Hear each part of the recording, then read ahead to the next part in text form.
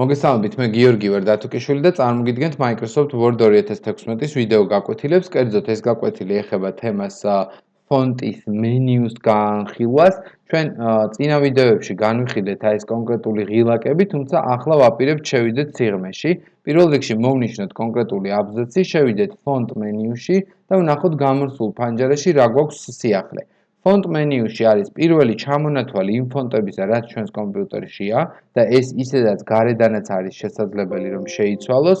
ასევე გეტყვით რომ არის რეგულარი, ანუ სტანდარტული, ანუ როგორც იწერება ტექსტი. შემდეგ იტალიკი, ბოლდი ან ბოლდი იტალიკი, ანუ გამუქებული, დახრილი ან გამუქებულ დახრილი. ასევე ფონტის ზომის ცვლილება შეგიძლიათ, როგორც უკვე გითხარით, ესეც ნებისმიერი ზომა შეგიძლიათ დააყენოთ. ასევე არის ფონტის ფერი, რომელიც თქვენი სურვილისამებრ შეგიძლიათ შეარჩიოთ ან more color-ში აირჩიოთ თქვენთვის სასურველი და custom-შიც დააყენოთ ის რიცხვები, რაც გაინტერესებთ. ასევე შესაძლებელია გააკეთოთ ხაზგასმა, უამრავი ვარიანტია და აქვე ერთ-ერთი მნიშვნელოვანი და აღსანიშნავი გახლავთ ბრძანება words only, როდესაც მხოლოდ სიტყვების ქვეშ შეუვლება ხაზი. ასევე შეგიძლიათ აირჩიოთ ბრძანება აქაც ფერი, თუ როგორი ფერის ხაზი გაესვეს. თქვენ ასევე შეგიძლიათ აირჩიოთ ბრძანება ხაზის გადასმა ტექსტზე ან ორი ხაზის გადასმა ტექსტზე ან მონიშნული ტექსტის ხარისხში აყვანა ან ინდექსში ჩაყვანა. ანუ ეს არის იგივე x2 და x კვადრატი.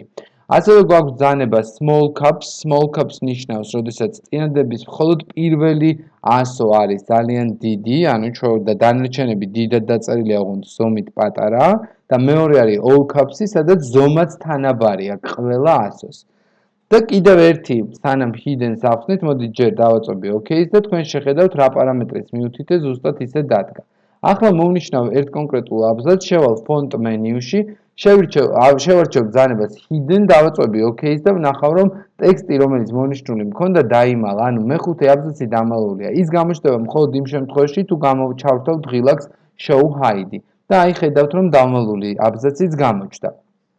ასევე გეტყვით რომ font ამ ბრძანების გათიშვის შემდეგ თქვენ შეგიძლიათ მონიშნოთ სრული ტექსტი. Font menu-ში დაინახავთ უკვე hidden-ს, არა მონიშნულს, არამედ შევსებულს. შევსებული იმიტომ რომ ნაწილი ტექსტისა, რომელიც ახლა გვაქვს მონიშნული, არის არა დამალული, ხოლო ნაწილი დამალულია. ამიტომ ჩვენ შეგვიძლია მოვნიშნოთ ისე რომ საერთოდ არ იყოს შევსებული, შესაბამისად დავაწვევთ OK-ს და ის აბზაციც, რომელიც დავმალეთ, გამოჩნდება.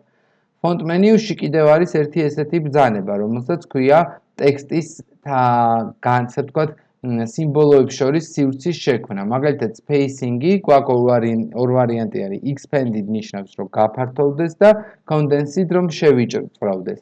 ანუ ავირჩიოთ მაგალითად გაფართოება, მივცემთ მაგალითად სიმბოლოს 3 პირობითად, OK-ს დავაწვევით და ნახავთ, რომ ტექსტი გაფართოვდა, ანუ სიმბოლოებს შორის სივრცე გაიზარდა. რა თქმა უნდა, ბუნებრივია, რომ თუ ავირჩევდით condensed და 3, ამ შემთხვევაში ვნახავთ, რომ 3 ჯერთი ძალიან დიდია, შეგვიძლია 1.5 ავირჩიოთ და აი შევიწროვდება სივრცე სიმბოლოებს შორის. და ზოგიერთ შემთხვევაში შეიძლება კითხვადიც კი არ იყოს, ანუ საკმაოდ ბევრი აღმოჩნდეს, თუნდაც ის 1.5. მოდით ვნახოთ 1.25. აი აქ უფრო ჩანს და უფრო კითხვადია. Ну, რა თქმა უნდა, ეს გამოიყენება იმისათვის, რომ როდესაც გვინდა რომ პატარა ტექსტი წარმოვადგინოთ როგორც დიდი ტექსტი, ან პირიქით როგორც დიდი ტექსტი წარმოვადგინოთ როგორც პატარა, რომ ფურცლების რაოდენობა ან გავზრდოთ, ან შევამციროთ დიდ და მოცულობის ტექსტებზე, ეს საკმაო ეფექტს იძლევა. ასევე გეტყვით, რომ შესაძლებელია კონკრეტული ტექსტის, მაგალითად, ერთი კონკრეტული სიტყვაში ამოვნიშნოთ ორი მაგალითად 100, აი მაგალითად ეს L ავიღოთ, ხო? და შევდივართ font menu-ში, advanced-ში გვაქვს მაგალითად ბრძანება position-ი, raised ან lower-ი, რომელიც ქვედას ნიშნავს, ხო?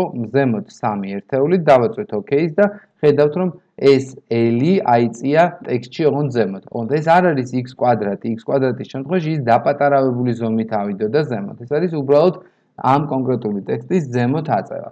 და ასევე გეტყვით, რომ ყველა ზემოთ ჩამოთვლილი ბრძანებები ერთიანდება ერთი ბრძანების ქვეშ, რომელსაც ქვია ბრძანება set as default-ი.